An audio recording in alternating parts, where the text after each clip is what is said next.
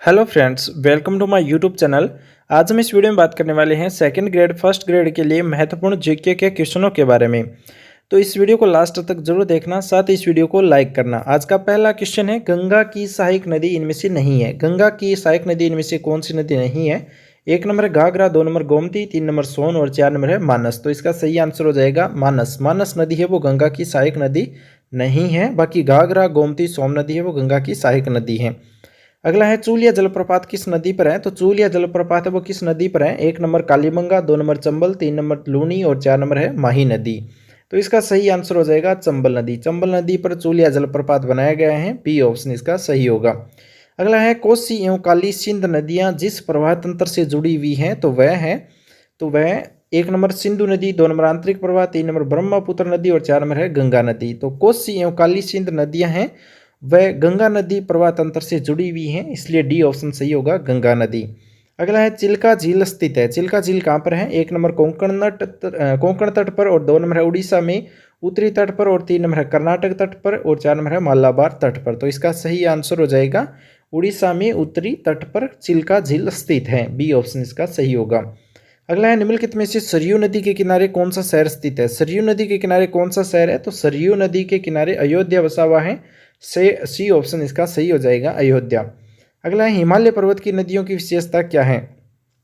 ये वर्ष भर बहती है। जो हिमालय की नदियां हैं वह सभी वर्ष भर बहती है, यानी 12 मासी नदी है। ये ऑप्शन सही होगा, वर्ष भर बहती है। अगला है, उस नदी का नाम बताइए जो केदारनाथ से रुद्रप्रयाग के मध्य बहती है। तो केदारनाथ से लेकर के रुद्रप्रयाग तक है वो मंदाकिनी नदी बहती है। डी ऑप्शन इसका सही होगा, मंदाकिनी। निम्न में से कौन सी नदी यमुना नदी से नहीं मिलती है? इनमें से कौन सी नदी है जो यमुना नदी में नहीं मिलती हैं? तो जो केन मिलती हैं, बेतवा मिलती हैं, चंबल भी मिलती है, लेकिन सोन नदी है वो यमुना नदी में नहीं मिलती है। तो सी ऑप्शन इसका सही होगा, ये गंगा में मिलती हैं। अगला है, त्रिवेणी नहर में किस नदी से पानी आता है? त्रिवेणी नहर के अंदर है वो गंडक नदी से पानी आता है। सही ऑप्शन इसका सही होगा। अगला है, सहायक नदी एक तरफ दूसरी तरफ मुख्य नदियां हैं, हमें उनका मिलान करना है। तो सही है वो हमें देखना है कौन सा सही सुमेलित है। तो चंबल नदी नर्मदा नदी की मुख्य नदी नहीं है चंबल की, तो ये गलत है। उसके बाद में है सोन। सोन भी यमुना की नहीं है। उसके बाद में है मानस। मानस जो है वो ब्रह्मपुत्र की है। सी ऑप्शन इसका एक सही है, तो इसका सही आंसर हो जाएगा केवल 3 नंबर। डी ऑप्शन इसका सही होगा। अगला है, निम्नलिखित में से कौन सुमेलित नहीं है? इनमें से सुमेलित कौन सा नहीं है? तो लोनार झील महाराष्ट्र में नहीं है।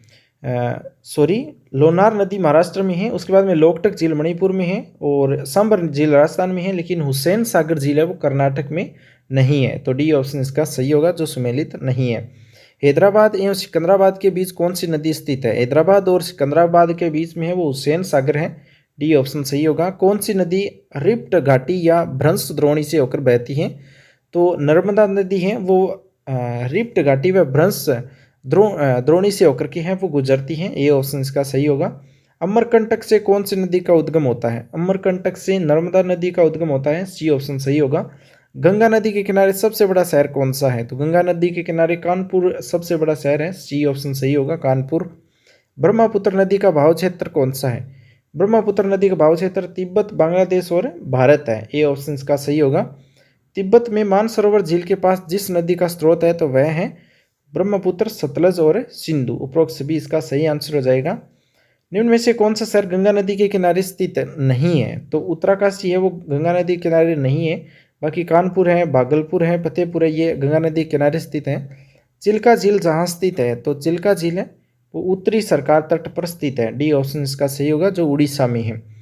अगला, सूची फर्स्ट को सूची सेकंड से मिलान करना है। सूची फर्स्ट में नदी है और सूची सेकंड में सहायक नदियाँ हैं। तो गंगा नदी है वो सहायक नदी हो जाएगी सोन। उसके बाद में है गोदावरी, मंजरा। कृष्णा नदी है उसकी सहायक नदी है भीमा। उसके बाद में यमुना, केन सहायक नदी है। डी ऑप्शन इसका सही हो जाएगा। अगला है, निम्नलिखित युग्मों में से कौन सा सुमेलित नहीं है? शिव समुद्रम जो प्रपात है वो कावेरी नदी पर है, ठीक है। उसके बाद में चूलिया प्रपात चंबल नदी पर है। जोग प्रपात है वो कृष्णा नदी पर नहीं है। तो डी सी ऑप्शन गलत है। बाकी धुआंधार जो प्रपात है वो नर्मदा नदी पर है। उसके बाद में भारत के किस राज्य में फुलहर झील स्थित है? फुलहर झील है वो उत्तर प्रदेश राज्य में है। सी ऑप्शन सही होगा। निम्नलिखित में से कौन सी नदी भ्रंश घाटी से होकर प्रवाहित होती है? भ्रंश घाटी से होकर के कौन सी नदी प्रवाहित होती है? तो वो है ताप्ती नदी। सी ऑप्शन इसका सही होगा। अगला है निम्नलिखित कथनों में से कौन सा एक सही नहीं है? तो इसमें से सही नहीं है वो देखना है। महानदी का उद्गम छत्तीसगढ़ के पठार से होता है, ये सही है। गोदावरी नदी का उद्गम महाराष्ट्र से होता है, ये भी सही है। उसके बाद में कावेरी नदी का जो उद्भव है वो आंध्र प्रदेश में होता है, ये गलत है। सी ऑप्शन इसका सुमेलित नहीं है। ताप्ती नदी का उद्गम मध्य प्रदेश से होता है, यह सही है। प्रायद्वीपीय भारत की नदी में से कौन सी सबसे लंबी नदी है? प्रायद्वीपीय भारत के अंदर है वो गोदावरी सबसे लंबी नदी है। सी ऑप्शन का सही होगा। विश्व का सबसे बड़ा चांदी का पात्र कहाँ रखा गया है? विश्व का सबसे बड़ा जो चांदी का पात्र है वो कहाँ पर रखा गया है? तो सिटी पैलेस जयपुर में रखा गया है। सिटी पैलेस जयपुर में विश्व का सबसे बड़ा चांदी का पात्र है वो रखा गया है। ए ऑप्शन इसका सही होगा, सिटी पैलेस जयपुर। अगला है हवा महल का निर्माण करवाया गया था। हवा महल का निर्माण किसने करवाया था? तो प्रताप सिंह ने हवा महल का निर्माण कराया था। सी ऑप्शन इसका सही होगा, प्रताप सिंह। अगला है मुगल, यूरोपीय एवं राजपूत स्थापत्य कला का अद्भुत समन्वय के लिए मेहमानवाजी के लिए निर्मित मुबारक महल कहाँ पर स्थित है? तो मुबारक महल कहाँ पर है? ए ऑप्शन टोंक में, बी ऑप्शन जयपुर में, सी ऑप्शन लावा सरदारगढ़ में और डी ऑप्शन है झालावाड़ में। तो इसका सही आंसर है जयपुर में। मुबारक महल है वो जयपुर में है। बी ऑप्शन इसका सही होगा। अगला क्वेश्चन है अनेक खिड़कियों और झरोकों से सुसज्जित खेतड़ी महल के बहुमंजिले भव्य भवन में लखनऊ की भूल भुलैया और जयपुर के हवा महल की झलक देखी जा सकती है। शेखावटी के इस हवा महल का निर्माण खेतड़ी के महाराजा भूपाल सिंह ने ग्रीष्मकालीन विश्राम स्थल करने के रूप में करवाया था। यह अद्भुत महल कहाँ पर स्थित है? तो A option Khetri, B option Pilani, C option Jhunjhunu और डी ऑप्शन है चूरू में। तो इसका सही आंसर है झुंझुनू में। सी ऑप्शन इसका सही होगा, झुंझुनू में। अगला है जोगी महल कहाँ पर स्थित है? जोगी महल है वो रणथंभौर सवाईमाधोपुर में है। बी ऑप्शन सही होगा। अगला है चित्र पैलेस के नाम से प्रसिद्ध है। चित्र पैलेस के नाम से उमेद भवन पैलेस है जोधपुर का, वो प्रसिद्ध है चित्र पैलेस के नाम से। डी ऑप्शन इसका सही होगा। अगला है जय महल जयपुर के बारे में निम्नलिखित कथनों पर विचार करें। नीचे दिए गए कोड से प्रश्न का उत्तर में चयन करना है। हवा महल 8 मंजिल की संरचना है। 2 नंबर है हवा महल महाराजा सवाई प्रताप सिंह द्वारा बनाया गया था। 3 नंबर है हवा महल में 953 झरोखे व जटिल डिजाइनों से सजाई गई खिड़कियां हैं। तो इसका सही आंसर हो जाएगा 2 और 3। हवा महल स्वयं जो प्रताप सिंह है उसके द्वारा बनाया गया था। 953 उसके अंदर झरोखे है, लेकिन हवा महल 8 मंजिला संरचना नहीं है, ये गलत है। तो इसका 2 और 3 जो कथन है वो 2 ही सही है। डी ऑप्शन का सही हो जाएगा। अगला है सुमेलित करने वाला। एक तरफ है पैलेस, दूसरी तरफ जिला दिया गया है। फतेह प्रकाश पैलेस है वो कहाँ पर है? फतेह पैलेस जो पैलेस है वो है चित्तौड़गढ़ में, और सुख महल पैलेस है वो है बूंदी में, और केसर विलास पैलेस है वो है सिरोही में। उसके बाद में है किशोरी महल वो है भरतपुर में। तो इसका बी ऑप्शन सही हो जाएगा। अगला है बूंदी में रंग महल का निर्माण करवाया था। बूंदी में रंग महल का निर्माण है वो 76 साल ने करवाया था। सी ऑप्शन इसका सही होगा। अगला है डीग के महलों का निर्माण किसने करवाया था? तो डीग के महलों का निर्माण सूरजमल जाट ने करवाया था। सी ऑप्शन इसका सही होगा, और यह भरतपुर में है। अगला है हवा महल किसने बनवाया था? हवा महल सवाई प्रताप सिंह ने बनाया था। डी ऑप्शन सही होगा, जयपुर में स्थित है। अगला क्वेश्चन है चित्र शैली से संबंधित। निहाल चंद किस शैली का चित्रकार था? तो निहाल चंद वो किशनगढ़ अजमेर वाली शैली का चित्रकार था। बी ऑप्शन का सही होगा। अगला है बनी ठनी पेंटिंग संबंधित है, तो किशनगढ़ अजमेर से शैली से संबंधित है बनी ठनी पेंटिंग्स। उसके बाद में है कि शासक के काल में किशनगढ़ चित्रकला शैली अपनी चरम सीमा पर स्थित थी, तो वह है राजा नागरीदास। सी ऑप्शन इसका सही होगा। अगला है किशनगढ़ शैली का प्रसिद्ध चित्रकार था। किशनगढ़ शैली का प्रसिद्ध चित्रकार नागरीदास था। ए ऑप्शन इसका सही होगा। अगला क्वेश्चन है रामनाथ तुलसीदास सवाई राम और लाडली दास किस चित्रकला शैली से संबंधित है? तो यह किशनगढ़ से संबंधित है। ए ऑप्शन इसका सही होगा।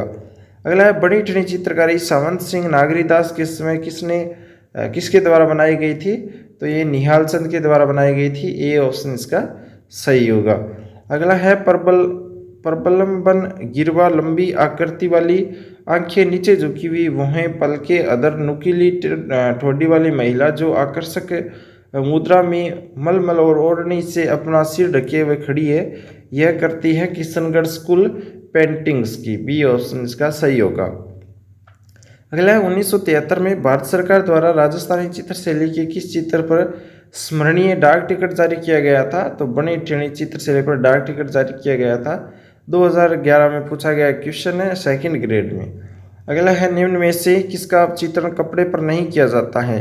तो पान्ने का चित्रण कपड़े पर नहीं किया जाता है। फड़ पर चित्र पिछवाई का जो चित्र है वो कपड़े पर किया जाता है, लेकिन पान्ने का नहीं किया जाता है। डी ऑप्शन सही होगा।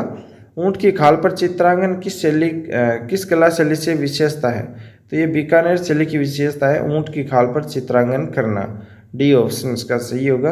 अगला है कलीला दमना है। कलीला दमना क्या है? ये मेवाड़ शैली की कहानी के दो पात्रों के नाम हैं, कलीला और दमना। उसके बाद में प्रसिद्ध गीत गोविंद चित्र किस शैली का है? प्रसिद्ध गीत गोविंद चित्र शैली जो चित्र है वह मेवाड़ चित्र शैली का चित्र है, प्रसिद्ध गीत गोविंद। ए ऑप्शन सही होगा, मेवाड़ शैली। उसके बाद में चावड़ शैली के प्रसिद्ध चितेरे नासिरुद्दीन ने रागमाला का चित्रण किस शासक के संरक्षण में किया था? तो अमर सिंह प्रथम के संरक्षण में। सी ऑप्शन इसका सही होगा। अगला है सीताराम बदन सिंह और नानकराम चित्रकार चित्रकला की किस शैली से संबंधित है? सीताराम बदन सिंह और नानकराम ये चित्रकार है किशनगढ़ शैली के। ए ऑप्शन सही होगा, किशनगढ़ शैली के। उसके बाद में महिलाओं के गहने का सिर से पैर तक सही क्रम कौन सा है? तो वह है, एक तो देखिए बोर आता है सबसे पहले सिर पर, फिर टिड्डी बलको, फिर बिंदिया, फिर नथ, फिर चूंक, फिर गलपटिया, फिर है लास्ट में कड़ला, पैरों में होता है कड़ला। तो ये बी ऑप्शन इसका क्रम है वो सही है गहनों का। अगला क्वेश्चन है पीपल पन्ना है। पीपल पन्ना क्या है? ये स्त्रियों के कान का एक आभूषण है, पीपल पन्ना। डी ऑप्शन इसका सही होगा। कंडोरा पहना जाता है, कंडोरा है वो कमर में पहना जाता है। बी ऑप्शन इसका सही होगा। मेमंद आभूषण पहना जाता है, मेमंद आभूषण सिर पर पहना जाता है। ए ऑप्शन इसका सही होगा। अगला है निम्नलिखित में से कौन सा आभूषण कान पर पहना जाता है? आभूषण ऐसा कौन सा है जो कान पर पहना जाता है? ए ऑप्शन टीका, 2 नंबर बुल्ली, 3 नंबर है टोंडी और 4 नंबर है रमजोल। तो इसका सही आंसर है टोंडी है, वो कान पर पहना जाने वाला एक आभूषण है। सी ऑप्शन इसका सही होगा। अगला है चौंप नामक आभूषण शरीर के किस अंग पर पहना जाता है? चौंप है वो नाक में पहनी जाती है। डी ऑप्शन इसका सही होगा, चौंप नाक में। अगला है निम्नलिखित में से माथे पर बांधने वाला आभूषण कौन सा है? माथे पर बांधने वाला आभूषण है रखड़ी। डी ऑप्शन इसका सही होगा, रखड़ी। गोरबंद आभूषण है, गोरबंद आभूषण है ऊंट के गले के जो श्रृंगार किए जाते हैं उसमें है गोरबंद आभूषण। सी ऑप्शन सही होगा, ऊंट के गले का। अगला है राजस्थान में कहाँ पर प्रसिद्ध मीनाकारी गहने बनाए जाते हैं? तो मीनाकारी गहने की बात करें तो जयपुर जिले में मीनाकारी गहने हैं वो बनाए जाते हैं। मुर्किया पहनी जाती है, मुर्किया वो कान में पहनते हैं मुर्किया। उसके बाद में है तगड़ी पहनी जाती है, तगड़ी कमर में पहनी जाती है। सी ऑप्शन सही होगा। रखन किसका आभूषण है? रखन है वो दांत का आभूषण है, रखन।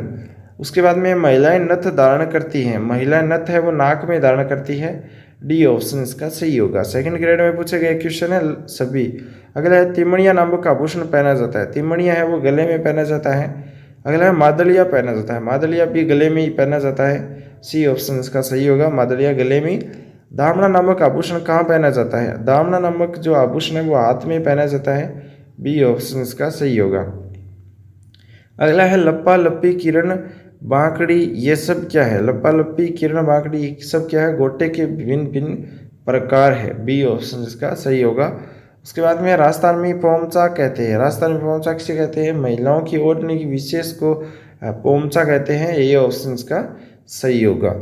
अगला है बख्तरी वस्त्र क्या है? बख्तरी वस्त्र है वो ग्रामीण क्षेत्र में पुरुषों के शरीर के ऊपरी भाग में पहना जाने वाला एक वस्त्र होता है, इसे बख्तरी वस्त्र कहते हैं। अगला है मदील एक प्रकार का क्या है? मदील एक प्रकार का पगड़ी है। सी ऑप्शन इसका सही होगा। अगला क्वेश्चन है मोठड़ा वेशभूषा के कौन से प्रकार के अंतर्गत आता है? मोठड़ा वेशभूषा है वो ओढ़नी है, सी ऑप्शन इसका सही होगा। अगला क्वेश्चन है उदयशाही, अमरशाही, विजयशाही और सहज सनी ये सब क्या है? उदयशाही, अमरशाही और विजयशाही, सहज सनी ये राजस्थानी पगड़ियों की शैलियाँ हैं, डी ऑप्शन इसका सही होगा। उसके बाद में है मारवाड़ में दामनी क्या है? मारवाड़ में दामनी है एक ओढ़नी का प्रकार, से दामनी बोला जाता है, दामनी या दामनी, ये ऑप्शन इसका सही होगा। अगला क्वेश्चन है राष्ट्रीय स्तर पर किस राजस्थानी पोशाक को मान्यता मिली है? तो राष्ट्रीय स्तर पर राजस्थान की पोशाक है वो है जोधपुरी कोट। जोधपुरी कोट को मान्यता मिली है राष्ट्रीय स्तर पर, ए ऑप्शन इसका सही होगा। अगला है ब्रीचेस वस्त्र है, तो ये क्या है? पुरुषों का कमर के नीचे का वस्त्र है, से ब्रीचेस वस्त्र कहते हैं, ए ऑप्शन इसका सही होगा। अगला है राजस्थानी परिधान के प्रतीक है, तो वह है समस्त वर्णित विकल्प, राजस्थानी परिधान के प्रतीक है। कटारी बांध से क्या आशय? कटारी बांध से एक देसी खेल, डी ऑप्शन इसका सही होगा। कटारी बांध का से एक देसी एक प्रकार का वस्त्र है, कटारी बात है एक प्रकार का वस्त्र है, बी ऑप्शन इसका सही होगा। अगला है कपड़े व गहने एक तरफ दूसरी तरफ उनके प्रकार है, हमें उनका मिलान करना है। अंगरखी है वो कौन सा है? ओढ़नी, पगड़ी, बुगतरी, तो इसमें से कौन सा होगा? बुगतरी होगा। अंगरखी होगा बुगतरी। तारा मात की ओढ़नी होती है, उसके बाद में फड़िया है वो पगड़ी है ही, तो इसका आंसर हो जाएगा सी 3 1 2, ये मिलान इसका सही होगा। तो दोस्तों ये क्वेश्चन आपको कैसे लगे? इससे आगे क्वेश्चन आपको नेक्स्ट वीडियो में मिलने वाले हैं, तो चैनल को सब्सक्राइब जरूर कर देना, इस वीडियो को लाइक करके अपने दोस्तों के साथ शेयर जरूर करना।